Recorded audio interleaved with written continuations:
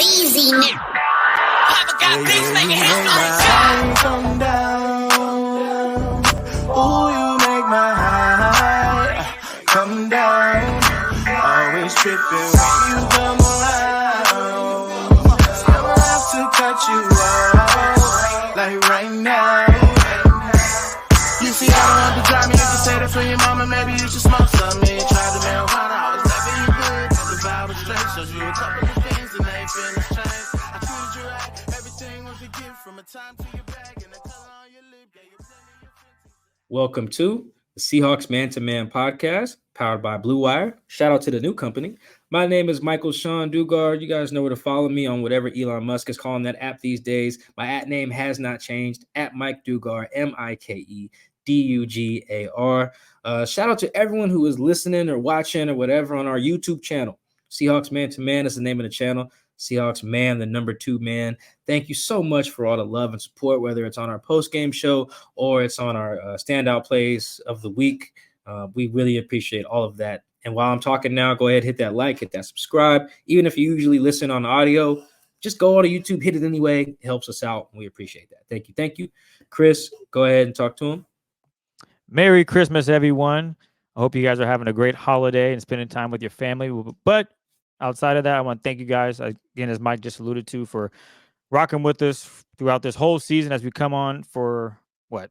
This is going to be our last show of the year until the new year, pretty much. So outside of the standout plays, the post-game show again next week will be in the new year. So again, thank you guys. Right. For all I guess technically it'll release in the new year. Yeah. Yeah. So appreciate all the love and support. And you can follow me on Twitter at CKid. That's CKIDD206, CKid206. And the Seahawks, how about that, Mike? They travel to Tennessee, travel thousand miles away, get a W. It might not have been the most pretty win. They didn't blow a team out. But when it was time to deliver the final blow, the Seahawks, they did it. They did it with executing on the offensive line, a big third down completion. Geno Smith looked comfortable in the pocket, made plays, found his one of his number one targets, and Tyler Lockett doing the same routes that we talked about off wax that we knew were coming. But at the end of the day, all that matters is, for my YouTube guys that are watching, girls and guys, the W, the win. The Seahawks were successful, 20-17.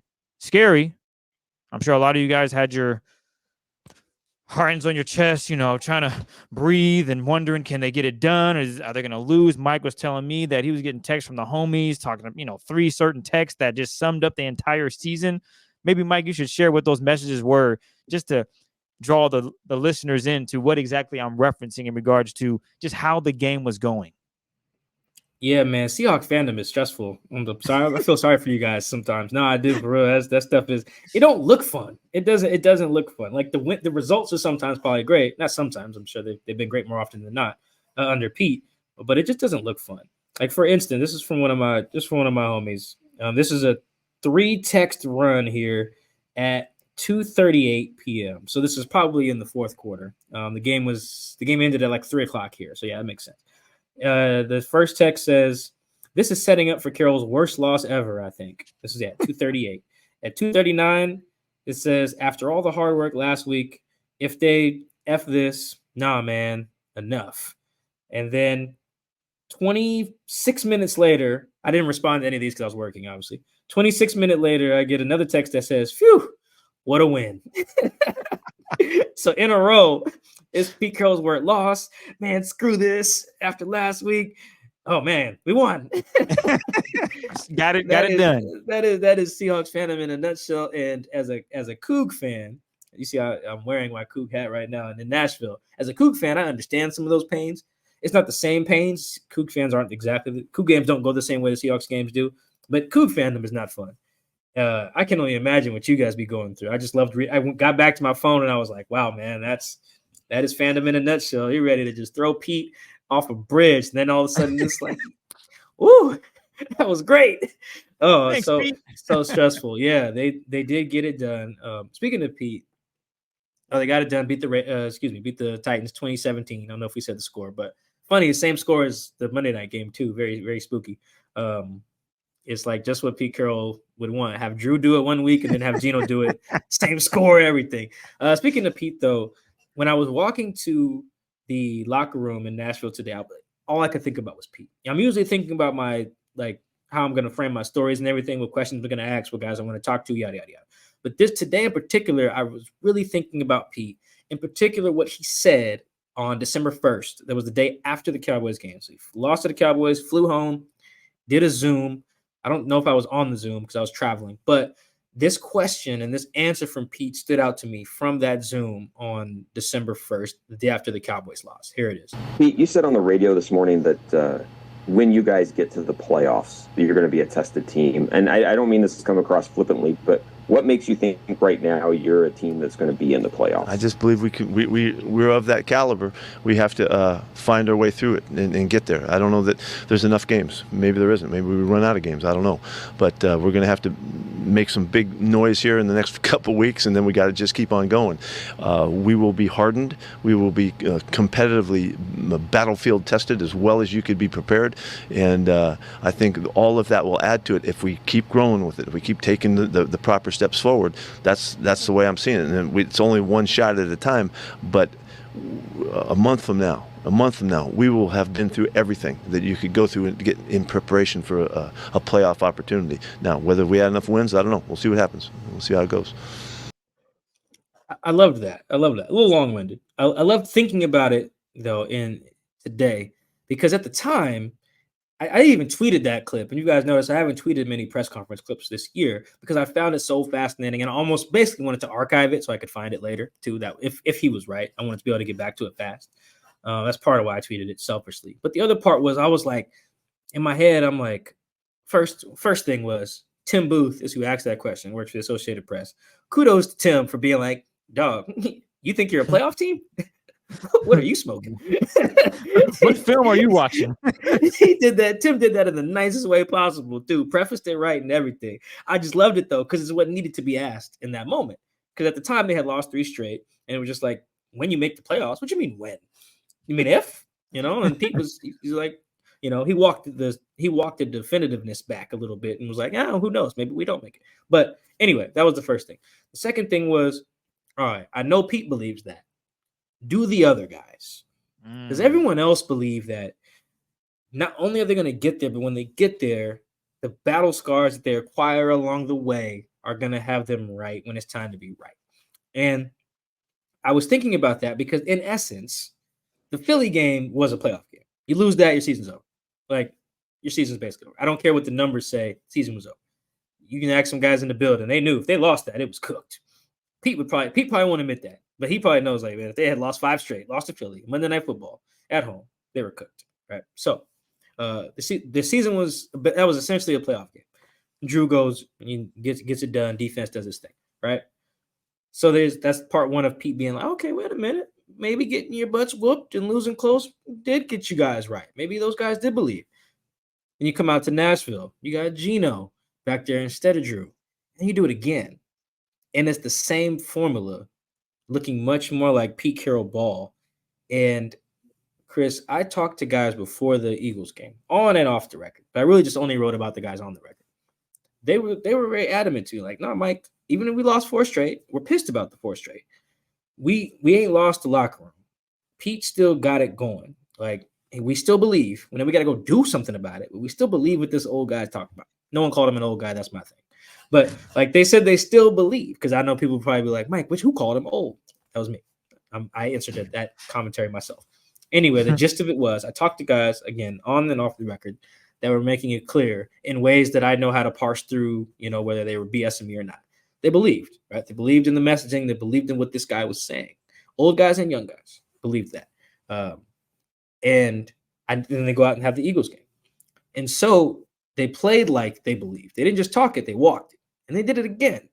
And the formula, I think, is important to note in that way, because they are, and that's another reason why I wanted to read those text messages from the homie, because those text messages are a direct result of life as a Seahawks fan with Pete Carroll. Every team has close games, of course. The Chargers will tell you every game is close for them. It's the worst existence ever. They're always down 3 with a minute left and no timeouts. Being the Chargers fan is awful. The Seahawks fandom is very similar, but with more wins. It's very stressful. It's a lot of ugly games. Like you said, it wasn't pretty. It's a lot of ugly games down to the wire. They screw it up for like half the game and then just pull it out of their butt. Like they've been doing that, whether it was Russ, doing that now as Geno, did it with Drew. They do it because it's the coach's spirit that they are embodying. That can be a good thing. It could be a bad thing. Sometimes it's very bad. Sometimes it's too conservative, all this other stuff. Sometimes, like in what we're seeing now, it's good that they're still believing in the messaging. Because, Chris, we've gotten a lot of questions about, has Pete lost the locker room? What's Jody going to do? What's the future of keeping Pete, keeping John? Do you fire John and keep Pete? Do you fire Pete and keep John? We got all these questions, fair questions. But the way to assess part of that and why I wasn't fully on board with let's throw them out the building is because if you still got people believing the stuff you selling, you can right a ship, I think. Because that's step one. Because you can see around the league, you can tell which teams don't believe in their guy. You can tell. You can tell when you watch them play. Yeah, bingo, the Chargers. The Chargers. You know, Brett, it was very telling. Brandon Staley said what I'm sure Pete would probably say if we'd asked him the same thing. Someone asked him, like, how do you know your message is still hitting? Brandon Staley was like, well, we're still in these games. If it wasn't hitting, we'd be getting blown out. And then what do you know? He went and got blown out by 40, and then he got fired, right? Pete would probably tell you the same thing if it was like, yeah, if we be getting smoked out here, then maybe the guys aren't listening to me. Maybe they don't believe. But no, they've been in the games. Some of the Niners games a little iffy. But they've been largely in the games. And now when they're in those games, they're learning the lessons of those losses. Yes. It's like a Big Sean line I'm thinking of. There's no mistakes in life. It's only lessons. I think Jay-Z has a line like that as well. It's like a loss ain't a loss. It's a lesson. I think that's Jay-Z. But either way, they're learning from those and embodying the spirit of the head coach. Again, that can be a gift and a curse because it's very stressful following Pete's way of like that speech, Chris. I know these guys like it, but Pete's speech at the end, can you win the game in the first quarter? Can you win it? I'm not gonna lie. If I was a player, I might be like, dog, yes. If we're up 30 in the second quarter, the game is over, coach. Yes, we can. And that's where Mike gets traded. Yeah, no, I'm for sure getting traded. For sure. I'm getting booted. Because I might stop the speech and be like, coach, we wouldn't have had to do this dumb stuff in the fourth if we was up 30. It's okay to be up 30. Yes, you're right. I will be that toxic. I will be what everyone thinks DK and Jamal are. when it came to the Pete speech about winning and the win you can win the game, I'd stop that speech and be like, hey, Pete, well, actually, if we were up 25 in the third, I'm sure the game is over. It was funny. I'm on a little bit of a tangent here, but I'm trying to provide as much insight as I can. DK actually mentioned that to me after the game. I was like, I forget what I asked, but he said something to the effect of, we're clutch. That's great. He's like, but it's okay if we like win one of these games in the first quarter. I was like, that goes against Pete's speech though. I kind of said it jokingly, and he's like, yeah, but like, you don't gotta go down to the wire every time. No, they don't. Because that stuff is stressful for them guys too. Exactly. I was talking to I won't name the player in this instance, but it was a guy sitting at his locker just staring into space. And I walked up, I was like, you all right? He was like, yeah, man. He's like, you could tell he was just like decompressing from the thrill of that stuff. It was stressful for them too. I didn't even ask him a question really. I'm like, you all right? Like no interview, like okay, because he looked like he just was out of it, zoned out. So anyway, I say all that to say, Chris, I felt like the last couple weeks and the ways that they've got this done on both sides of the ball, it hasn't just been the offense. Very important to note that they've been they've been getting the lead on offense, sealing it on defense. Perfect recipe there. The way they've done that, and the way that it looks like they've learned specifically from, and I heard this from guys too, specifically from not finishing against the Cowboys. They're able to be like, all right, let's learn from that. Specifically being able to learn from, all right, what did we do wrong against the Rams? Let's fix that. Beyond just, making the kick. What can we learn from that game on offense and defense? They took all that stuff and we're like, all right, let's apply it right now while our back's against the wall. And then that's when we get these results. We get a team that's clutch as hell in these last 2 weeks, just clutch as hell, delivering on both sides, pressuring the quarterback, getting turnovers, blocking, throwing, catching when it's time. And Chris, Pete might have been on to something. He might have been on to something because right now they have about a 68% chance of making the playoffs. They're the 7th seed right now. If they win, they're in. They don't need help from nobody else. Pete, you might have been on to something, my old brother. You might have been on to something there. This is where I jump in and say, Mike, this is why I like when you always say, let's wait till the season ends. Let's not fire Pete now. Because I remember, 2 weeks ago, they were like, what would you guys do in this scenario? And I was like, at this point, next season, I need Pete to win 6. I need Pete to start off the season 6-1. I need to feel confident that you're writing this team into Super Bowl or bust scenario. If you're 6-1, I'm confident. That's what, a quarter of the way through the season, damn near. You're almost halfway there. I'm confident. 7 games in, 6-1. I think even I jumped the gun on that. Hey, let's just wait till the season ends and see how things actually turn out. Obviously, I can't look into next year in a sphere and, pretty much guess what's going to happen. But we got to take a step back and realize that Pete never lost the locker room. The guys just weren't getting the messaging for whatever reason. Mike, you were in the locker room. You could probably have an understanding as to why the guys weren't getting the messaging. Maybe it's because they want to do it their own way. Guys doing it their own way and not working out. Whatever the case may be, it wasn't happening. And you look at the games and those 4 straight losses, they were with the Rams. They had an opportunity. Pete says, he screwed up with that last-minute situation where he should have called a timeout, but me and you discussed Meyer should have made the kick. It wasn't like a 57-yarder, now a 67-yarder. It was manageable. It's kicks that he's made before. Then you get to the Niners. I think we can all agree that the Niners are the better football team. You're going to need everything to go well. And in those 2 games against the Niners, things just did not go well. The first game on Thanksgiving, they got destroyed, 31-13. And then they faced the Cowboys, who don't have any linebackers, and the Seahawks played a damn good game. They played a good game. They were throwing the ball. Geno threw for 300 yards, lit it up, but they just couldn't get stops. They couldn't get Dak off the field in a timely manner when they needed to. So, okay, did the Seahawks lose hope? No, they're confident that they can win the next game. Who they play the Niners again.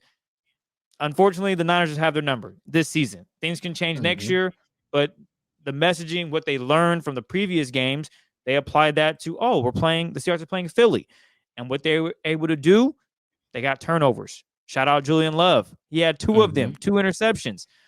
The same mistakes that he might have made against the Niners, he was prepared and knew what was coming and executed. And that's not just including him. That's everyone on defense. That's everyone on offense. And they were able to win a game against a team that was 10-3 at the time.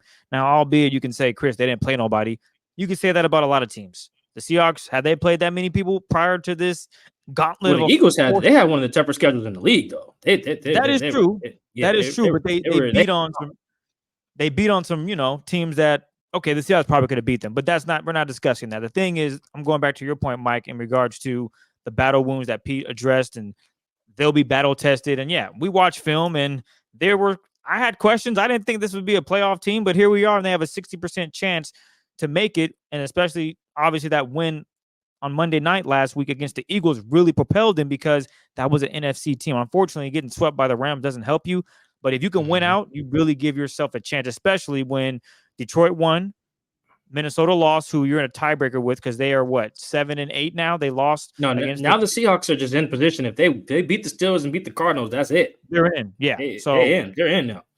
Yeah. So that's great news if you're a Seahawks fan and for us because we get to, keep doing these shows. But the thing is that Pete never lost the locker room. It might have seemed like it, but if you go back and look at how they lost those games and who they lost them to, it makes sense to me now. I don't know if the Eagles are that much better. Did the better team win that game on Monday night? I think the Seahawks were the better team that game. If the Seahawks play them in Philly, will it change? We will find out. If they play Dallas again, they believe right now they can beat Dallas. They can beat Philly. It's just that one team, the Niners, the one team that you just have to play your best. You got to stay away ball. from the Niners, yeah. And in this scenario, I know Mike is big on saying, hey, you want to play anybody. It don't matter who. Mike is right.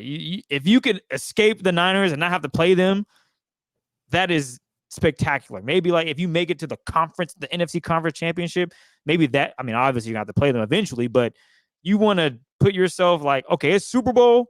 We have to go through them. Cool. Mhm. As opposed to, oh, we're going to the wild card. Oh, you're facing. Oh, damn. Cool. All right. So as soon as they're, yeah, that's tough. That's really tough. So in this scenario, you got to win out, and they believe. That's all that matters. It doesn't matter what Mike and I say or any other podcast reporters. It's what they believe. Because in the locker room, they are sticking with their guns. They believe in their leader and Pete Carroll. They believe in his philosophy. And if they execute it the way he sees fit, they have an opportunity to do that. No turnovers. How many turns did I have today, Mike? 0. Geno did not turn the football over. No fumbles.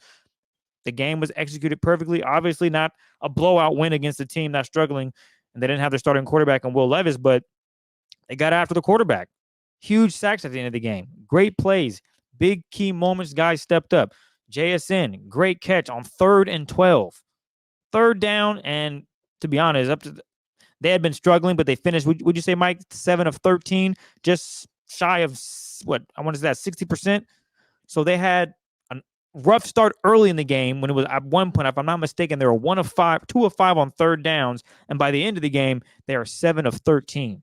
That just shows you the belief that this team has, because they could have easily came out and been just as bad in 3rd downs. And we're having the same discussion that we've been having prior to that, Eagles victory about 3rd down issues constantly being a problem, but that wasn't the case. Yeah, 3rd and 14 is what JSN converted 3rd and 14, on that, okay. Yep. on that final drive. Yeah, and they were 7 of 13 on 3rd down today. In the last 2 weeks, they've 13 of 27 on 3rd down. That's about a 48% clip. If they're at 48% the whole year, you'd be like a top 4, top 3, top 5-ish team. So they've suddenly morphed into like one of the better 3rd down teams in the league. Whether that's sustainable, probably not. We can get into that.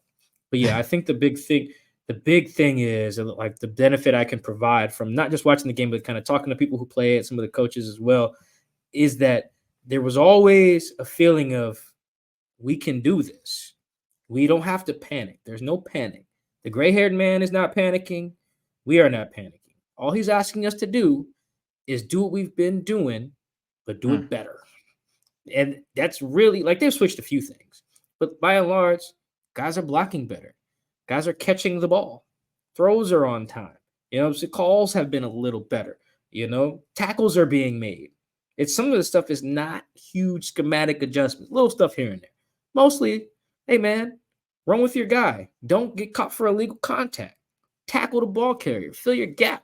Get after the quarterback. Simple stuff. So I that's really stood out the last 2 weeks, both in the on-field product and from Monday to Saturday. You're seeing that as well, with guys making it pretty clear.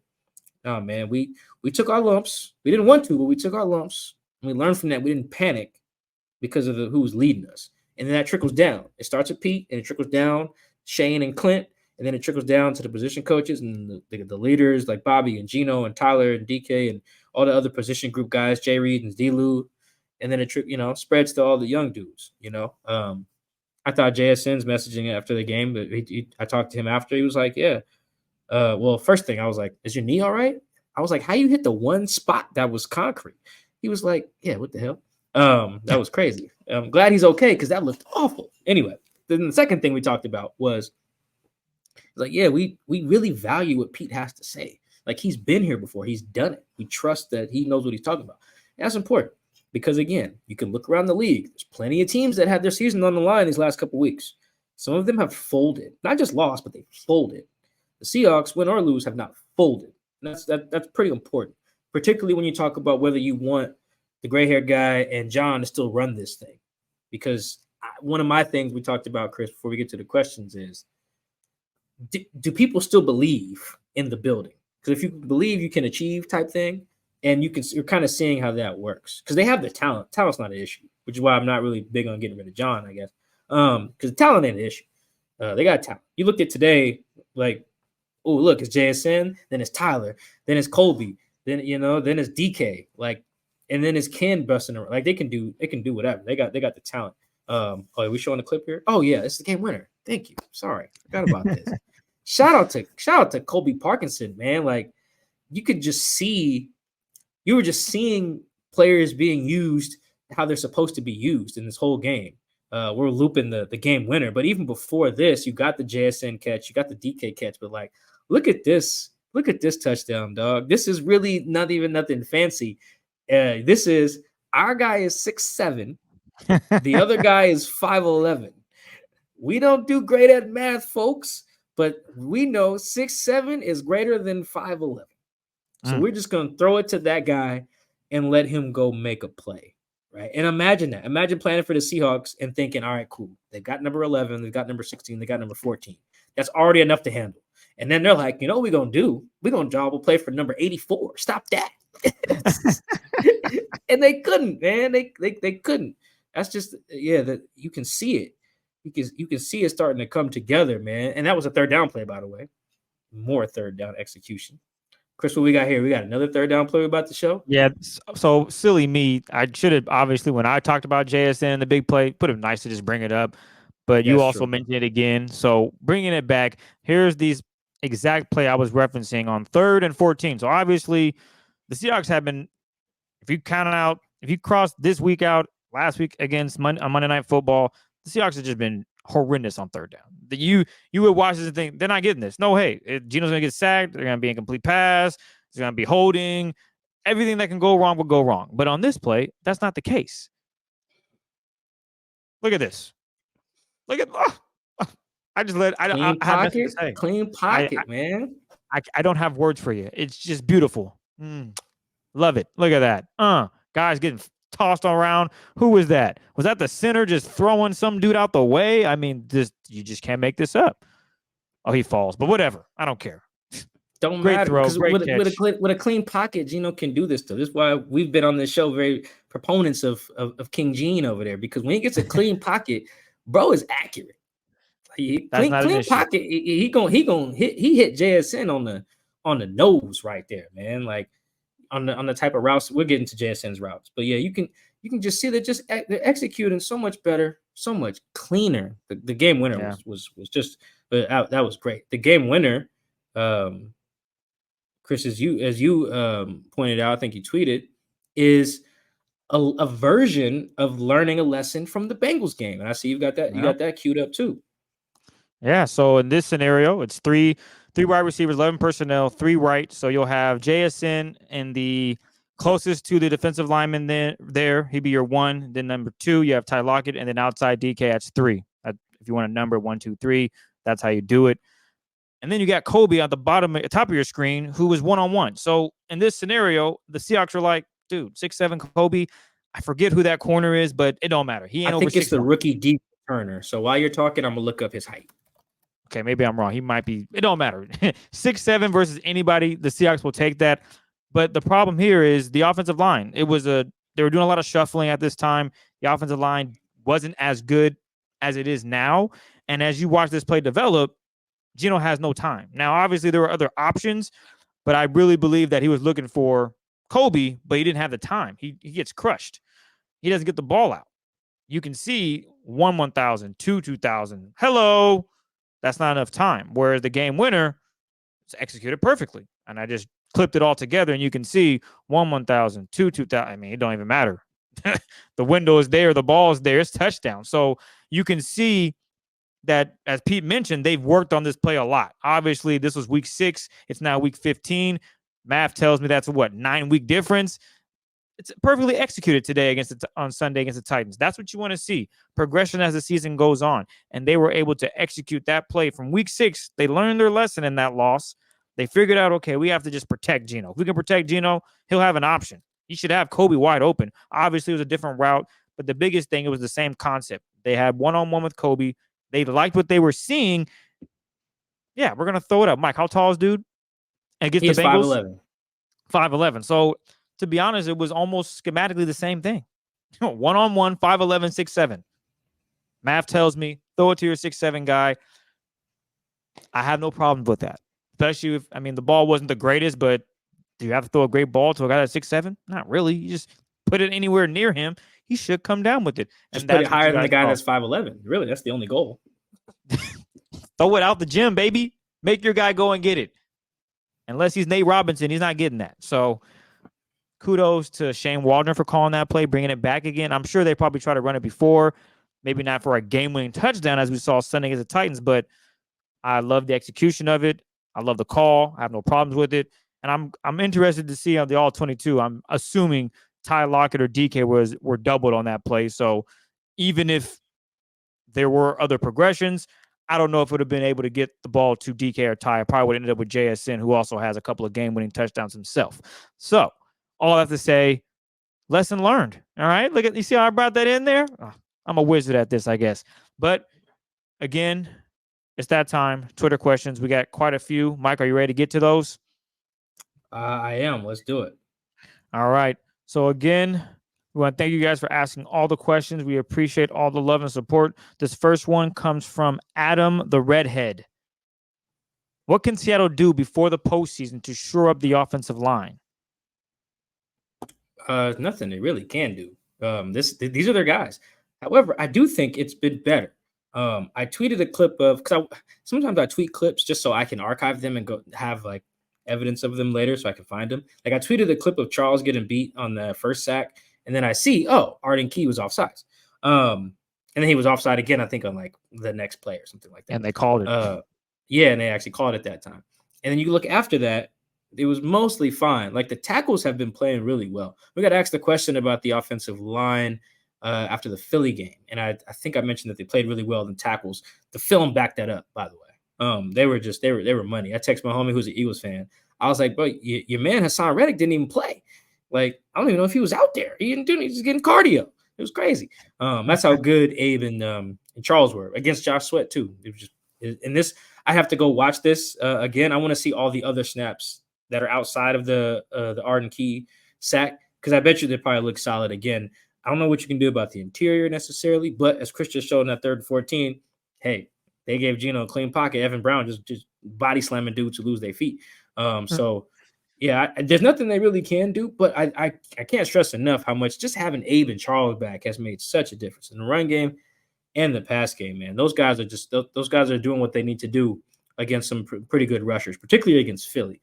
These rushers aren't super great, the Titans ones, that is, but they're going to see good guys. They're going to see Highsmith in Pittsburgh and Watt. I don't know who the Cardinals got, but anyway, if and when they make the playoffs, they'll also see good rushers, particularly if they play Dallas. So, yeah, there's not much they can do, but I have been encouraged by what I've seen in the pass pro. I'm speaking just pass pro. I have to go back and watch the run blocking. Ken's numbers weren't great. I don't think that was a lot of his fault. But overall, I'm talking pass pro. I thought it's felt more reliable. I do think that's an issue with the season that we've talked a little bit about it on here, but I feel like that hasn't gone into like the full on local narrative, because I feel like when the O linemen were out, everyone just wanted to like praise and ask like, oh man, what a great job Andy Dickerson is doing with all these backups. And there's another O-line assistant coach too. And it was like framed as if like, oh, the O-line is killing it. And even though they keep losing guys, and I'm sitting here watching the film like, hey man, do y'all see how bad they're missing Abe? Like, kudos to the guys that are in there fighting, but like, bro, they are missing Charles. They are missing Abe. Like, this stuff matters. It mattered on the film. That's why things have changed a little bit since they've been back. So, yeah, there's not much that they're going to change here between now and the playoffs. Every team's O-line pretty much is what it is, to be honest. So you just got to cross your fingers and hope no one else gets hurt on your up front. But I'm much more encouraged by a healthy Seahawks O-line, healthy quote unquote, because Phil's supposed to be the starter for AB. But either way, they're as healthy as they're going to get, and you see the difference when Geno has time, when Drew has time. It's clicking. I do want to add one note to what we were talking about with Colby's touchdown. I did ask Colby if that was the same idea as the Bengals game. He said it's a different route, like you mentioned. But he did say that he just said that's why we came back to this one, like meaning this route this time. So it literally is a lesson learned there. Like, oh, we tried a version of that. Let's make it better. Yep. Boom. There you go. Learning from their losses. Not even just the beatdowns they took in that 4-game losing streak. They learned from previous failures. Just overall, it's clicking, man. It's clicking. Sorry, I wanted to get that in there before we went to the next question. Nah, you're straight. This next one comes from Eric Wall. I think Geno really needed to be successful on that game-winning drive, not only for the game, but possibly for a starting position. What do you think? I think in terms of starting position, I think the only thing on the line is the future, not the short term. I really don't think, I know that people in the building and people, I don't think anyone in the building was fooled is the wrong word. It's unfair to Drew, but you guys get my point when I say this. They were not fooled by the final drive. They were very happy for Drew. They think Drew executed. I'm speaking in the Philly game, obviously. They think he played well. No one saw that and was like, QB controversy. Stir it up. No. Everyone was like, good for you, Drew. You did what you're supposed to. Hey, 7, are you healthy? All right, you're back in, no questions asked. Like, think of all the other coaches you see that kind of like, oh, yeah, we're not talking about the quarterback after the game. We'll review the film and then we'll make a decision. No, Pete after the game was like, Geno's our starter. Next. Like there's a reason for that, guys. And I'm trying to be very nice to Drew when I make this clear, but no, he's the guy. They're going to finish the season with Geno Smith if he's healthy. They believe in him. He is the better dude. That's fine. No knock to Drew to say that. That said, I do agree in the sense that long-term, Geno's always fighting for his status every time he's on the field, because as good as he is when the circumstances around him are solid, his contract has an out in it. I think it's like the 5th day of the league year or the 5th day after the Super Bowl or something like that. I have to go look it up. Either way, they can get out of that deal if they want to. It's not the most convenient thing in the world. It's not the most cost-effective thing in the world. The point is that they can do it. It's a different structure than like Daniel Jones's deal. Well, like I think all of that was guaranteed through the first 2 years, like 40 mil or something like that. Like they can't get out of that without taking a huge loss. Seahawks can get out of Geno's deal. So every time Geno's out there, he's auditioning for the future in that way. His deal is quite literally structured in the sense it's structured in a way to be like, hey man, if you do what you did in 2022, we'll keep you. That's essentially how it's structured. So he's always on the clock in that regard. I don't think short term, it's like, oh man, if you'd have stunk it up today, Geno, we'd have went with Drew. I really don't think that. I think they trust their process. They trust Geno's decision-making, all that stuff. And I think they should. I think when you watch the film and you look at what Geno's doing under the circumstances in which he's doing it, it makes perfect sense. While everyone's happy for Drew, and there are guys in the building who were very excited to see him play on Monday and are very happy he played well, it's not just like a QB controversy. No one's in there like, oh man, 7 or 2, 7 or 2. Who we rolling with? No, it's 7. Is your groin okay? Get out there. That's it. And again, it should be. Trust me on that. So yeah, I don't think Geno's auditioning short term. I think his auditions in this way are long term. This next one comes from @MoralsCondry. Why is the offense seemingly stuck in such a play calling rut for basically most of every game? Yeah, I think this is a fair question. And there's a lot of reasons for it. The main one, I think, is that, and we've talked about this before, but I want to reiterate it, is Shane is feeling out. Maybe Geno is too. Maybe all the guys are. They spent a great deal of this season, I feel like, feeling out how good the O-line was going to be, like in games. Because if you think about it, it was probably hard for them to know. Like, who knew how good Jason Peters would be when you put him out there? Who knew how good Stone Forsythe would be when you asked him to start for Charles? Who knew how good Stone would be when you put him on the right side? Who knew how good Jake Curran would or would not be? Who got Anthony Bradford, rookie? Who knows how good or bad he was not going to be? And you got guys who don't practice during the week, guys who are questionable, guys who are game time decisions. You had to start a rookie Olu against the Cardinals. Then you losing guys in game, So and you got guys swapping in and out, and you got Jason Peters and Abe Lucas swapping. You got Stone and JP swapping. So I think there's a few things going on with the offense in that regard. But I do think in terms when you talk about the play calling, it's very hard to establish an identity, know what you want to do, and like have a good plan for it if you like aren't really sure what you're going to get up front. And it's very tough to be like think about it. If they just knew, hey man, their front is better than our front. We know it's going to be better than our front. So let's call plays accordingly. That's almost better than just not knowing. Because it was some really peaks and valleys with this team. Like there were some games where Phil would be like money. And then it'd be some games where like, oh, Phil's clearly bothered by, I think, a calf or whatever Phil was dealing with. And then one game, Jake got hurt. I think it was the Bengals game. He got hurt, but stayed in the game.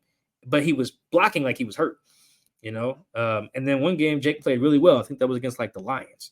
And then like 2 weeks later, Kayvon Thibodeau is all over Geno. And so it's tough. I think there's again several things, but at the root of it, I do think it's hard to come in there and know like, all right, this is gonna work. Like Geno's gonna have time to do this. Ken's gonna have time to do this. Zach Charbonnet is gonna have this hole. This is gonna hit. If you don't know which version of the O-line you're gonna get that week, because you can really go and look at O-line performance and see the correlation between that and some of their offensively strong days, or some of the days you guys have liked to play calling or haven't. The most frustrating one though is still the Dallas game, because they were blocking just fine, and then you got that 4th and 2 call. That was awful. Or anytime they do a shotgun run. We can get into that later. However, shotgun run on the goal line in particular. However, I do think if I had to boil it down to the most important variable, I would say it's trying to maneuver around the how volatile the O-line is. It's just tough. It's very tough to go in there and be like, are we going to block these guys today? I think so. All right, let's figure it out. That's tough. That's really tough. Then you're not getting no rhythm. You're not ready. You abandon the run. You're in 3rd and bazillion. You're not good on 3rd downs, all this stuff. So if I had to boil it down to one thing that is kind of explaining these ruts, quote unquote, I do think it is coming into some of these games, not this one, but coming into some of them being like, all right, I hope these guys block. We plan on them blocking, and then they don't. So then it's like, all right, are they going to fix it, or do we have to fix it with the calls? You can kind of see it when you watch the games back. At least I can when I watch them. So I think that was probably the biggest variable. However, going forward, I don't think you have to have that problem. If everyone's cool, this group is pretty steady. You've gotten that was the other thing. You were getting multiple. You never got multiple O-lines in a row to start multiple games. They were like what? 10 different O-lines to like 11 games or something like that, 10 through 12. Now they're same group. I think that's going to help a lot as long as they stop running shotgun runs on the goal line. As long as they stop doing that, it'll be fine. This next one comes from Gerard Westby. What happened to the middle of the field for Geno? Last year, it was open and he used it. This year, not so much. Is that a Geno Smith issue or a Shane Waldron issue? For what I don't have all the numbers or his charts in front of me, but Geno still throws in the middle of the field. The thing is, and this is not necessarily for Geno, this is for a lot of quarterbacks. You try to go, all right, you guys have probably figured out, they talk about it on these broadcasts a lot. A lot of teams are trying to limit explosive pass plays by playing too high coverage. That's just not just teams that play the Seahawks. It's pretty much everybody, right? All right. So when they're doing that, what do you do to combat that? Well, somebody's got a one-on-one somewhere. The goal is to find it. Like when you talk about some of these game-winning drives that they've had, these game-winning drives that they had, or these good drives that they've had, look how many times it was as simple as finding the one-on-one. Like even just last week against Philly. All right, cool. Where's the one-on-one? That wasn't too high, but you guys get the point. Where's the one-on-one? Oh, it's Jackson. That's where we're going. Cleveland. All right, we can get Jackson one-on-one with the ball in his hands against the safety. Cool, we go in there. Or to set up some of these game-winning drives, whether the field goals in Washington or Jackson's catch. Is DK one-on-one? If the answer is yes, it's like a little flow chart. Is DK one-on-one? If the answer is yes, it flows to the ball is going there. Is DK one-on-one? The answer is no. All right, cool. The ball is going elsewhere, right? We got the clip showing right now of DK's touchdown. This was very simple. Geno looked over. He said, oh, we're getting one-on-one. I'm going to throw the ball to DK. DK, who makes an excellent toe drag here. This is great. It's probably one of my favorite DK catches outside of his game winner against Minnesota, because I thought that was just a man catch. That and the Rams game winner too last year.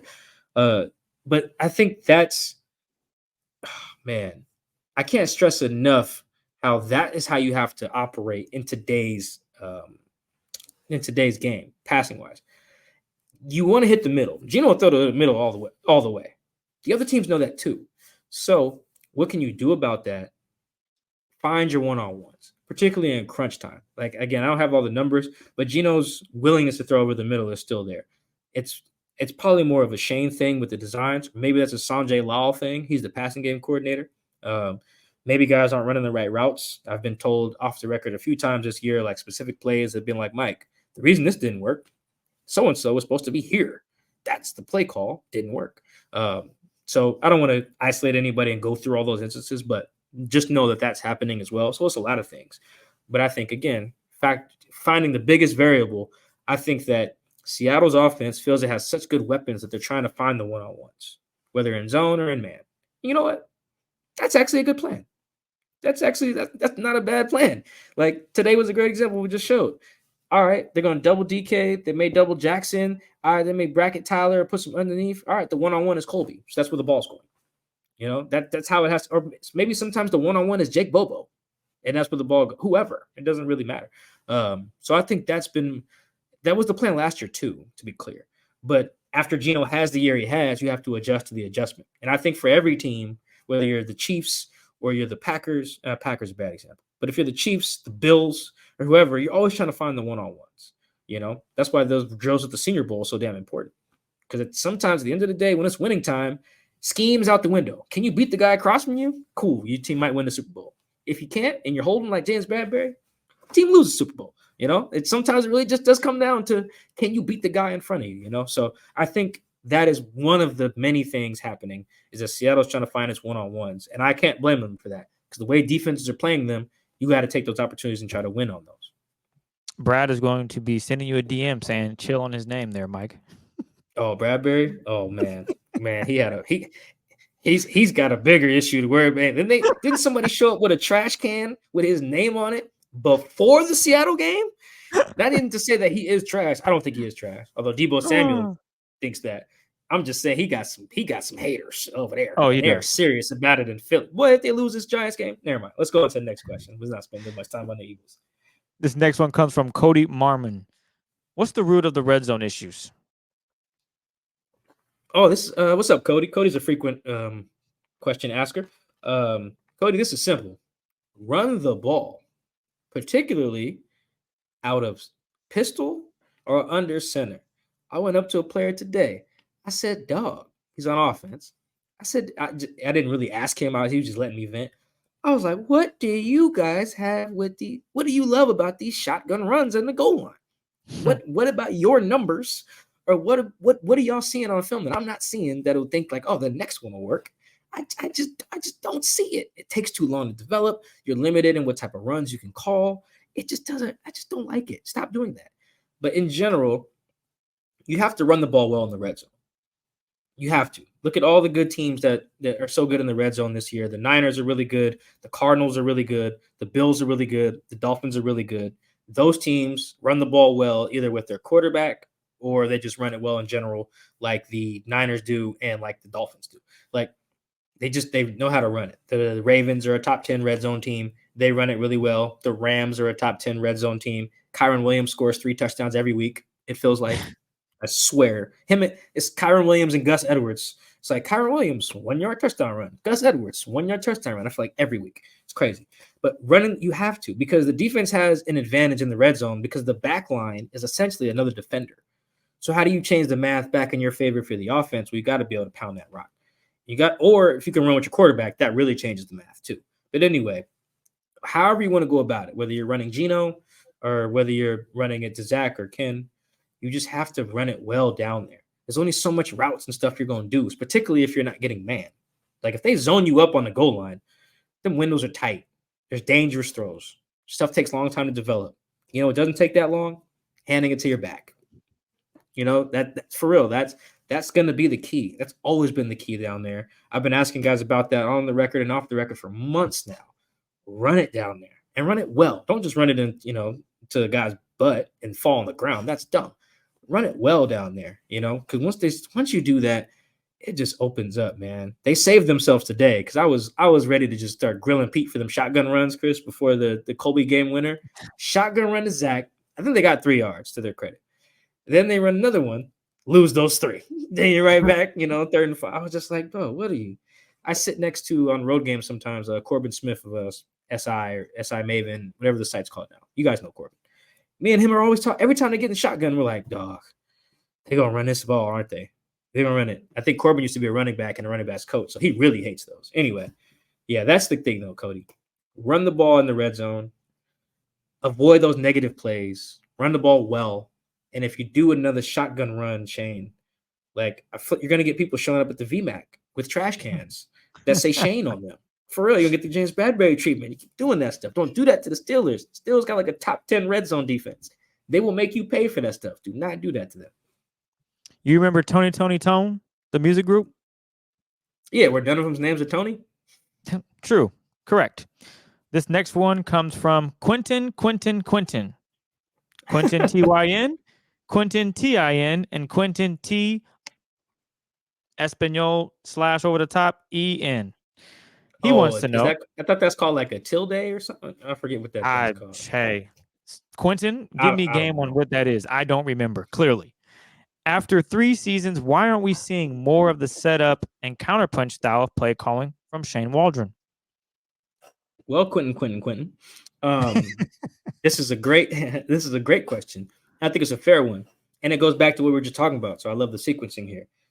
It's hard to set up stuff if you can't run the rock effectively, because just look at the division in particular, right?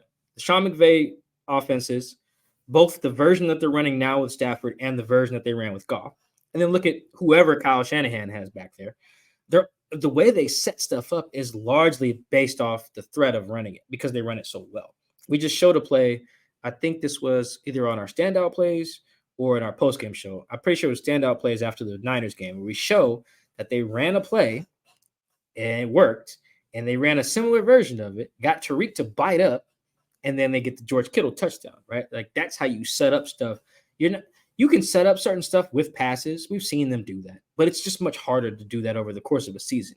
You need to make your runs look like passes and some of your passes look like runs in terms of scheme, personnel, all that stuff. And you can't just make certain passes look like other passes. You'll run out of that stuff. Everybody can tell you that. I don't care what offense you have. You'll run out of those. Teams will sniff those out. And it's just too hard on your O-line. So I think the root of Seattle's issue has been committing to the run enough and doing it well enough to set some of that stuff up. And some of it is not even just running it well. Some of it is just call it. Just call that motion, that certain play, that certain toss, that whatever. Even if the toss gets you a yard, maybe that sets up, you fake the toss. And then, you come back to it with a screen on the backside. I think they might have did that once. Maybe not in this game, but they've done it before. Like, yeah, they did with DK last week on his screen. It was like a fake one way and come back to DK on the other. But you have to at least run that toss at least a couple times, put it on film so they can scout it, react to it, then set it. But I think they hit a stretch there with Ken being hurt, that kind of messes things up too. But in general, they hit a stretch there where they weren't committing to some of that stuff to be able to set stuff up. And then they just sucked on third down. So they were getting no plays. Like they would run like 12 plays in the first half, or something like that, or like in the first quarter. And you'd be like, and then Pete would go up and they're like, yeah, we didn't have enough turns. They have enough runs in the, you guys know how Pete sounds. We didn't get enough turns, in the first half, in the second half, blah, blah, blah, blah. You guys know how that goes. So, at the root of that, we're getting to the root of everything today. This is great. At the root of this issue, I think, is not committing to and being effective at running some of their stuff. And not even, some of it is execution. Like, hey, we ran it, but then such and such got called for a hold, or we ran it, and before we could even run it, we got flagged for a false start. Like some of that stuff was happening as well. But I think you got to commit to it. When you look at teams like the Rams and the Niners in this division that set those things up that you guys are used to seeing, that dressing up one play to look like another, then set that up to boom, boom, boom. Now here's a 50-yard touchdown. Half of that stuff is cooked up based off the run, whether it's a run play action, whatever. So the Seahawks, when they get to that, that's when they'll really be cooking. And I think that's the next step for the offense is run it better against Pittsburgh, run it better against Arizona, because if you try to do what you did today, run game wise against whoever else in the playoffs, you're going to get sent home packing really early. You got to be able to run it. This next one comes from Eric at Tweets Are Dumb. If it is 1st and 10 and the Seahawks have a play call, do they change that play call if there is a false start and now it's 1st and 15? This is a good question. It's a really specific one that I actually don't have a super good answer for because I've literally never asked anyone about it. From what I can tell from watching some film and then watching live, It looks like it just depends. Like it depends on the situation. Like I think they've had a couple games where the first play is a false start, and in that sense, you could probably just run the same play again.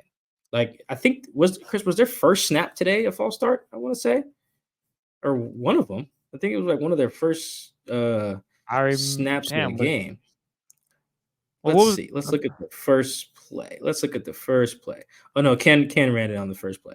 But I think that happened last week. I'm pretty Will sure. Disley last week for sure, if I'm not mistaken. Will jumped today offside. I feel like it was Fant. Was it not? Well, I don't know the first. Yeah, you're right. It wasn't the first play. It was in the third quarter. It was 1st and 10. And so sometimes they've changed it, sometimes they've not. I do think it depends on the situation.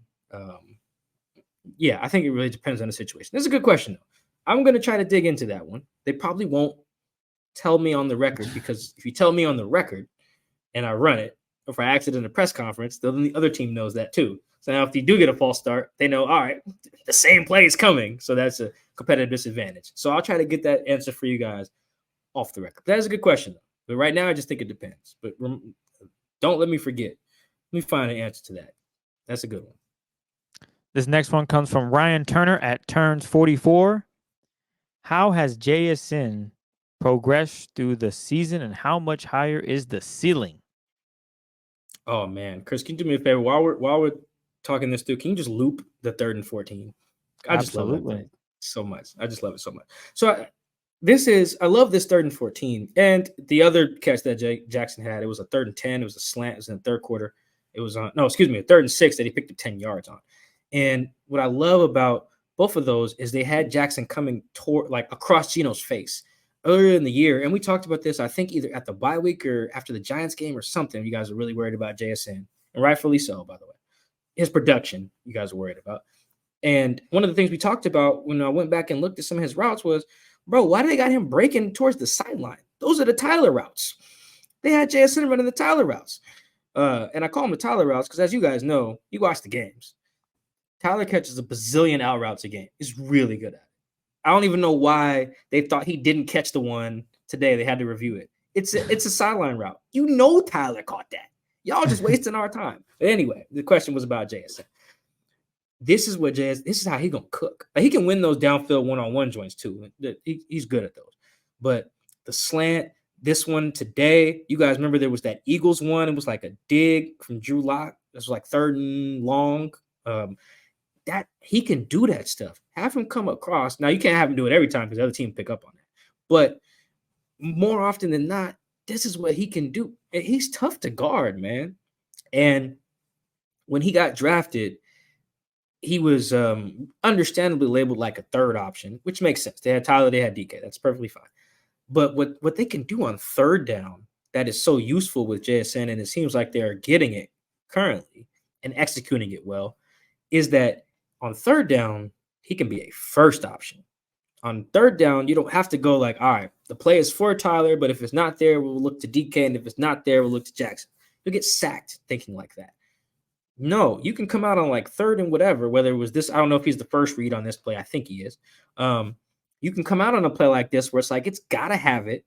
Season on the line, 3rd and 14, where's 11? You can do that. Like that, yeah. Tyler and DK they run like 3-yard routes. This play is probably for Jackson as I'm watching it back. You can do that. I don't know if they took some time, maybe it's because of the wrist or Shane filling him out, or I don't know. I don't have a good answer for that. I probably won't get a good answer for that until some off the record convo that I have somewhere.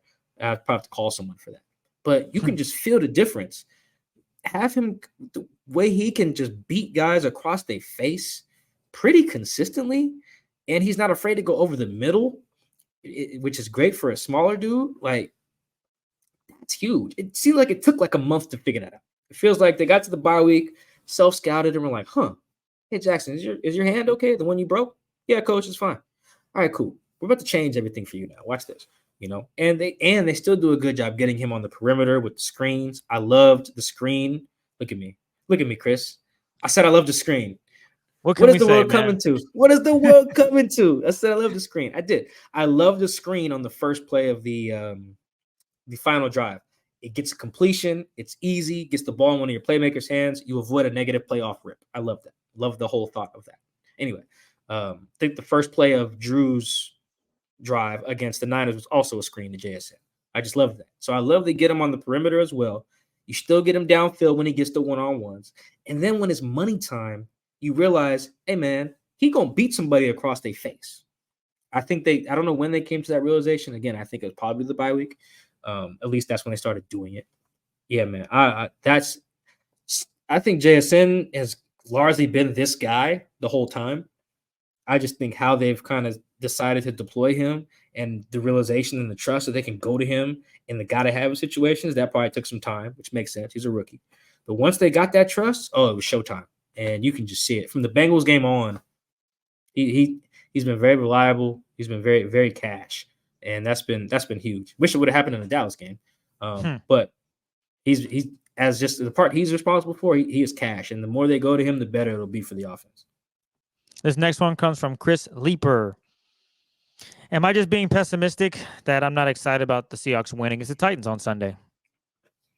Yeah, Chris. Shout out to Chris. Frequent question asker, I believe, as well. Yeah, man, you're just being pessimistic, man. Have some fun. It's the holidays, man. It's probably Christmas when you listen to this right now. Merry Christmas. Happy holidays to y'all. Like Chris said to open the show. I talked about this earlier, but I can't stress this enough. Guys, I'm going to name the teams this time. Look around the league at teams whose seasons were on the line in some form or another. And look how they folded. There are some teams who have folded. Like, the Jets are not the greatest example. But the Jets dude, the owner of the Jets basically had to come out and be like, yeah, no, we believe in Solid. He ain't lost the locker room. Although it seems like he has. Because his team looked awful. They got smoked by the Dolphins. Their season was kind of on the brink, I think, because that was Aaron Rodgers saying, hey, if we win, I might come back. They lost by 30, right? Who else did it? For real, dog. Like, they lost by 30. Brandon Staley's Chargers. He's like, yeah, man. If we were getting blown out, then you could say guys aren't listening. Well, they went and folded and got blown out. Who else? The Texans today. The Texans had a shot. Basically, every team in the AFC South. But looking at the Texans and the Colts had a chance to they played before the Jags. They had a chance to go catch the Jags. You know what they did? They got their boots smoked. They did. Both of them playing with backup quarterbacks. But what the Seahawks do when they had their season on the line with a backup, they went and beat the 10-win Eagles team, right? So look, I can't be pessimistic about this. Is it perfect? No. Like Chris said earlier, start the damn show. This was not pretty. But relative to what else is going around the league, man, you got to celebrate moments like this. You got to understand that it's hard to win, and you got to understand that you want the Seahawks, if you're a Seahawks fan, right now you want them to play like a team that's got everything on the line. Because there are a lot of teams that have that, and there are teams that aren't playing like that. The Bengals had their season on the line on Saturday. They had their boots smoked, dog. Boots smoked by the Steelers, man. They needed that game. They needed it bad. The Saints. Chris was there for the Saints Rams game on Thursday. He was in there in LA. Chris, which one of those teams played like they needed that game? Well, it wasn't the team. It was Puka Nacua. Yes. Yeah. Puka and Stafford locked in. But the Saints needed that game. They did not play like it. And go look at what's happening in Saints. Go dibble-dabble in Saints Twitter right now. The roof's on fire over there. So I bring up those teams to say that is why this show has sounded to this point a lot more optimistic and favorable, even though the Titans stink. And they do stink, to be clear. But just look at how the Seahawks played. They played, win or lose, like a team that has its back against the wall and was ready to meet that challenge. And there's plenty of teams who just are not doing that. And they're not. You can see the difference. Backup quarterback or not, the Saints had their starter, got their boots smoked. The Colts effectively have their starter. Gardner's been playing for a while. He's their backup, but you guys get the point. Got their boots smoked today in a game they needed. The Jags have their starter and got their boots smoked with Trevor. So like Seahawks are playing. They're playing the way you want a team with its back against the wall to play. And I think even if you're just generally pessimistic about the state of the franchise in the long term, that's fine. Today, I feel like there's, coupled with last week's win, there's reasons for legit optimism because they're playing at a higher level than some other teams who are in a very similar situation. Vikings included in that, by the way. This next one comes from Frank Buckner. Why do they think putting Jaron Reed in pass coverage is going to help the defense? Okay, so I didn't see that. I'm laughing because somebody brought it up to me when I was writing my story, because I didn't even notice in real time that they dropped Jay Reed. They did a drop 8. They actually don't drop Jay Reed that much, but it was funny to go back and look at the plays. They had Jay Reed in space against like Tajay Spears. It was like second and whatever. So it was an inconsequential sequence. The ball was never going to go to Spears in that instance. But I don't know if they think that'll help. I do think drop 8 is a nice changeup, because that's what when they're doing that with Jay Reed, they're dropping 8 guys into coverage. And I do think that it's not that Jay Reed is going to go out there and get a bunch of PBUs. I think Jay Reed talked about it after the game. I wasn't there for that, but I heard it was funny. Either way, the reason you do a drop 8, whether it's Jay Reed dropping or Draymond or whatever, it's just a nice change. They have their protection set a certain way. They have their routes going a certain way. And then it's like, oh, damn, somebody dropped right there. Boom, sack, So that's why you do that. Should it be Jay Reed? Probably not. But that's why I laughed when I heard this question. They're not going to do it much. Clint Hurt loved Jay Reed. He ain't about to have that brother out there looking like a linebacker. That's just not what you want to do. In that situation, though, Jay Reed dropped on the play. Chiggy caught for 17 yards on the final play, and I think one that was incomplete, maybe the crosser that went out of bounds on the final drive. So it was just a couple times, not huge, but yeah, that's not going to be the norm. I can promise you guys that Clint ain't about to do that, because he's going to end up throwing hands with Jay Reed in the film room if they's like, so 90 when they do this, you drop. Yeah, that's how our guys start to fight. that ain't gonna be the norm, guys. Don't worry about that. This next one comes from Emmanuel. Boye Mafe ended his sack drought by having 2 on Sunday against the Titans. What do you guys think the Seahawks did differently to have a 6-sack performance on Sunday? Without having reviewed each sack to really know, a couple of them are coverage. I think on Draymond's sack, oh boy, he already jumps right into the dig window. Beautiful. Tannehill has to hold it. Sack. Great stuff. But really, I think, to be honest, we don't adjust for opponent much on this show. But in this instance, you can. In this instance, that Titans O-line is just a bunch of dudes. That's it. Let me read these names here. Do I know any of these guys? Jalen Duncan, Peter. He didn't even finish the game. Duncan. Oh, he didn't? Yeah, see. No, Peter. he got hurt. Oh, he's a rookie. He's a rookie. Peter Skronsky. Oh, that's the dude from former Northwestern. Rams. No. That's a rookie. 77's a rookie. That's a kid from Northwestern, I think. Aaron Brewer. That's the center. Don't know him. Dylan something is the right tackle. Daniel Brunskill is the right guard. Yeah, no, dog. That ain't it. I'm telling you, the Titans O-line is not it. I don't even know if I'm just reading the flip card they give me on my desk. I don't even know if those are the guys who ended up playing. Don't matter. You want to have a good day. It's every couple of seasons every season it feels like there is a team that, like, if you want to inflate your sack numbers, play them. This year, those teams are the Bears, because Justin Fields loves getting sacked, apparently. The Commanders, because Sam Howell loves it as well. And then the Titans. Those are like the 3 teams where if you want to get your sack numbers up, go play them. The Seahawks, for what it's worth, have been that team in the past. Chandler Jones has made a lot of money playing against Russ. So I think that was the main thing. On top of guys just, winning some one-on-one, some good scheme stuff. Largely, the Titans O-line is not good. It's not. I think if I trained Chris up for like an hour and said, hey, Chris, I'm about to send you on this loop, I think Chris could go get to Tannehill today. Because for real, it was not. Oh, the Giants, the other team this year too. You want to get your sack numbers up, play the Giants. I think that was the biggest variable. I got to be fair. The Titans are just not. They need to spend all of their money on the O-line, because it is not good over there. This next one comes from Jacob Fiddle. How should fans look at the 7-seed postseason run from the Seahawks? Is there a Bucks Brady run the table comparison when it comes to all the talent the Seahawks have on both sides of the football? Yeah, I think Bucks Brady is a little unfair, because if I remember right, that was the COVID year, and so the crowds weren't full. I think they played it with fans in each of their games. I don't know if they were full. I don't think the Green Bay game was full. I don't think the Saints game was full.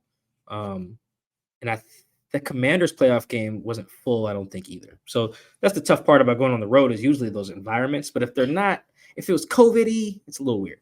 But also, let's look at this. Me and Chris did this before we recorded, but let's do it on here too for fun. So let's say that the standings in the NFC stay as is, which is fair to assume if the Seahawks make the playoffs. Right now, the Niners are the 1, Detroit's the 2, Philly is the 3, Tampa is the 4, Dallas is the 5, the Rams are the 6, Seahawks are the 7. You might get Dallas and Philly flipping. That might be the case. Philly hasn't played yet at the time of this recording. Play the Giants on Christmas. So if you're the Seahawks, let's say you go to Detroit. You're the 7, you go to Detroit. Chris, we can agree. They probably win. They could win that. I'd say they will, but they could win that. Right? Yeah, that's a fair assumption. They've won up there a couple times. Yeah. They could win that. Even if they have to go to Dallas. We just saw them go to Dallas. They could win there. It'd be good. The weather would be fine. Obviously, because playing indoors up there. They'd be all right. They would get some favorable one-on-ones, all this good stuff. If they had to go to Philly, the weather could suck up there, but Philly's going through some things. They are, particularly with their defense. Winnable stuff. I think we all, me, Chris, everyone listening to the show could see a world where the Seahawks, as a 7 seed, go on the road to any of those 3 cities and beat those teams. That's great. It will be their first playoff win since, you remember the last playoff win, Chris? Wasn't Dallas, so 2000. Damn, who was it? Need some Jeopardy music. You know what? Was it the Vikings? Nope. I don't know. Who was it? It's been that long. They beat the Eagles in 2019 when they knocked out Carson Wentz. Oh, yeah. Shout out to Josh DK. McCown came in. Yeah, DK played great against the Eagles in that game. That was the last one. It was 2019. So it's been a while. So if they did go to Detroit or Dallas or Philly and win, that'd be a great road win. It'd be the first one since 2019. That's cool. All right, guys, this is where the pessimism kicked in. At the moment, there is, and Chris, if you can think of one, you let me know. There is not a compelling reason to think or to believe that if they were to go to Santa Clara again, that they would win. If you can think of one, you let me know. We've seen them play these guys 5 times in the last, 2 seasons. How many of those were in Santa Clara? I think 2 or 3. 3 of those. 3. Three of those were down there. Those were all lopsided. All of them. They just were. Whether it was Jimmy or Trey Lance or Purdy, they all were. So, folks, I think that is where the fun would stop. So, Seahawks need to do is hope that the Rams forget how football works and try to get that 6 seed now for real. Because I was even talking to a player about this in the locker room today. We were going over the scenarios, and he wanted to know, like, all right, if these guys win, also real quick, not tangent, but you'll get where I'm going with this. Chris, you know how guys be like, yeah, we're just 1 week at a time. Like, I don't even know who we play next. I believe that because sometimes these guys will legit ask me, it's like, all right, who we got next? And I'm like, they really don't know, huh? They really don't be knowing. Sometimes they do when it's like they're going against their former team or something like that, or they got a homie on the other team or something. But if it's just some run-of-the-mill game, like dude asked me today, it's like, hey, who we got next? I said, Pittsburgh. Steelers, dog. How you not know that? But anyway, I say that to say we were going through the scenarios, and I had to be honest. I was like, hey, man, you match up good with everybody. But if you can avoid the Niners, that'll get you to where you want to. Because the Niners they're just juggernauts. Now we could say all this and then watch them lose on Christmas or something to the Ravens, but that's what you got to avoid. I just can't compel myself to come up with a good faith reason that they would go to Santa Clara and win. Things would just have to be so much in their favor. Would you say earlier, Chris? You got to do everything right, and then on top of that, you got to hope they do some things wrong. Oh, yeah. Like, particularly in the fourth quarter. So, it could happen, any given Sunday type stuff. You know that. But I'm not ready to make that prediction. I don't know if Chris, are you was ready to fire Pete 2 weeks ago, so I'm pretty sure you're not predicting that they go down Man, there and win. no, I've watched the film on those games. Nothing says, you know what? They got a chance. No, they don't. I'll say they don't have a chance and then be wrong and be like, hey, they proved me wrong. I'm looking forward to that. Yeah, no, I would love for you to be wrong on that too. That'd be great. That'd be great. But like, you know how we've talked about, like, oh yeah, they learned. They've had some games that was close. They just didn't finish. The Niners weren't those games. Those games were not coming down to the wire. Those games were not on a game-winning field goal or execution here or there. That was one team looking like significantly better. They need to change a lot of stuff. They need to just harass the heck out of Brock Purdy to beat him. But we'll get to that down the line. Anyway, that's what the 7 seed looks like. Try to get the 6 is the real conclusion there. For real. Try to hope that the Rams just forget what time their games are the next 2 weeks and just don't show up. That would be the ideal thing there. This next one comes from Young Slick X. Scale from 1 to 10. How confident should we be? How confident should Seahawks fans be about the win? Confidence is a weird way to describe a win. I guess what's the confidence after the win? I'd probably say solid 7-ish. Maybe a little higher. I just think it's not just the beating the Titans because they stink in a lot of ways. Like, I don't even know who some of these dudes are that DK caught these passes on, for real, bro. You ever heard of this Trey Avery cat? No, I had to. No, when I did my exercise and about the 6'7" with Kobe Parkinson, I went back and was like, "Where did he play?" Oh, okay, okay, cool. Yeah, I didn't know who these guys were. So, second-year guy out of Rutgers, never heard of him. Yeah. I'll look at the beast and see who he was. Find out more. Number 33 was who was guarding Jackson on that play we showed, that 3rd and 14. His name's Eric Gar. I don't know how to say it, but it looks like he's a rookie from Louisiana Lafayette. Yeah, like there's some reasons to just downplay some of the stuff today because these are some DBs that they will not. Every DB they play in the playoffs will be better than these guys, I'm sure. Because these are just, they will be. But again, I do think it's proof of like a more macro thing in that, hey guys, they learned from some of their mistakes. They took those losses and made them lessons. They still buy in what the gray-haired dude is selling. All of those things are very important. And on top of that, they played like a team that had stuff to play for. The Titans did too, for what it's worth. But again, we ran through all the teams that didn't this week. That's important, or that didn't in the last couple of weeks. As long as they're still doing that, I still think there's reason for just general optimism and confidence. This next one comes from our friend over in Deutschland. It's Thorsten. How do we feel about the Seahawks team? That's a good question. Shout out to the love overseas, man. Appreciate it. I had a great time in Germany. I feel good about the pass protection. It wasn't like stellar today, but it's so much better than when they didn't have Abe and Charles. Having Abe and Charles play a full game together, man, it is just it's I can't even. You guys know I'm an analogy movie guy. I just can't even think of one right now. It's just it's so different. It's so much better too. So much better. So how good were when Coach Carter, when Timo Cruz came back, they got even better. I'm trying to think of that's a good one. I'm trying to think of like an even stronger like comparison. Yeah, he was a negative influence on the team also. So that I feel you drift there. Yeah, I'm trying to think of like a sports. I can't think of. There's so many sports things coming into my mind. That I can't think of one, but I feel good about that, and I feel good about the chemistry with the receivers and the quarterback. I feel good about that. I'm feeling better about Shane, particularly situationally. I'm feeling better because I feel like he's learning too.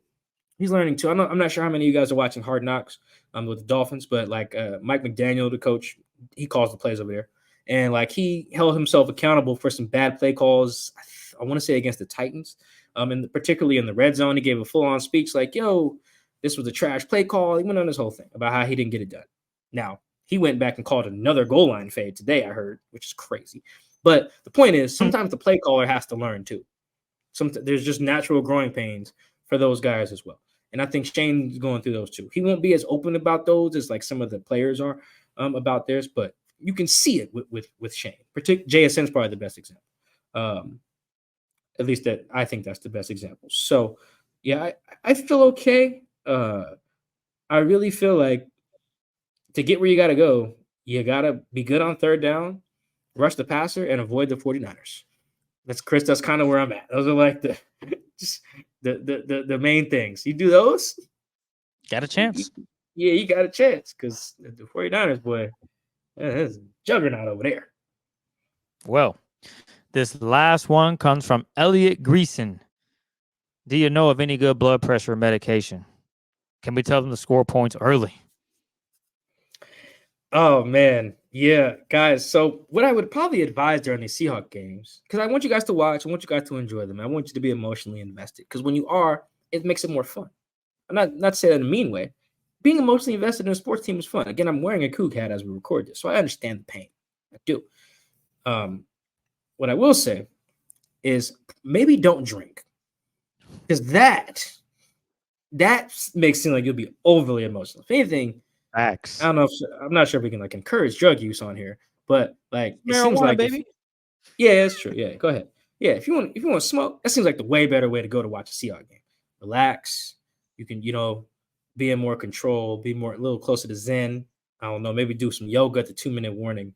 But the one like just being lit and watching the Seahawks when you are emotionally invested, dog, that sounds like the way to get your Christmas ruined. Like I got a homie who's a Ravens fan. Like I said, we're recording this before the Ravens play. I hope he's dead sober tomorrow when they play the Niners because he is gonna be stressed. His Christmas is gonna be ruined. If he drink a bunch of vodka and eggnog trying to watch that game, he's gonna be stressed. Don't do that. Don't do that to yourself, my brother. I don't want that for you guys either. Roll one up. Don't pour one up if you're gonna watch the Seahawks. And then if they win, you can pour one up after. Because like we talked about to open the show, watching the Seahawks seems like the most stressful existence, with the exception of perhaps being a Chargers fan. I think we can all agree that stuff looks like it sucks. They are always down 3 with the ball and no timeouts, having to go 80 yards. That's terrible. I think the Falcons is probably a nasty existence too, in terms of like the stress. But the Chargers are number 1. I think the Seahawks are number 2, and that's just not fun. So roll one up, don't pour one up. That would be my advice from the Man to Man podcast because I can feel the stress on y'all. My group chats go crazy during the Seahawks game. My Twitter mentions it. When I be asking you guys, are you guys okay? I don't always reply, but I read them replies. Y'all are not okay. Y'all don't be okay. When y'all done listening to this, go to my tweet that says, are you guys okay? I think it's like right before the final drive, I think, or something like that. Read the replies. Y'all are sick. But I love y'all. Y'all just be stressed during them games, man. I feel bad for you. But the stress and all that is what makes us, that's what makes y'all even want to listen to us talk about this stuff because you love it so much. So we appreciate it. I just want y'all to be okay. Because Chris, my mentions be nasty. People be not okay. Imagine. You can feel it. Yeah, man. I get it. So take Mike's advice. Hit a blunt. Do something. Try to relax. Get the mind off of all the negativity, positive beliefs.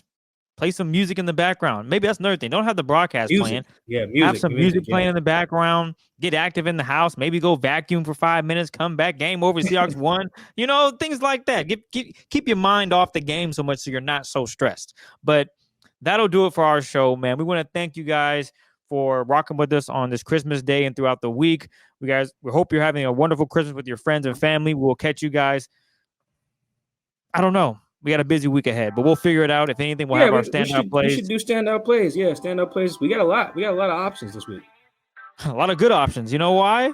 They won the game, and they came up big in big moments from the O-line all the way to Julian Love, who played good. Man, almost killed a guy on Sunday, but that's neither here nor there. Hopefully Chris Moore is okay. That dude came back in the game, too. He came back. He's all right. He's tough. He's a tough guy. Yeah, they were paying him enough, because if I get hit like that, I'm done for the year. Not only did he come back, by the way, before we sign off, that dude was returning kicks. Yeah, like, he was extra tough. Yeah, we'll see if he's on that injury report next week, if he's in or out. But we want to thank you guys again for tapping in and rocking with us for another episode of Seahawks Man to Man. Again, enjoy your holidays, and we will catch you later this week.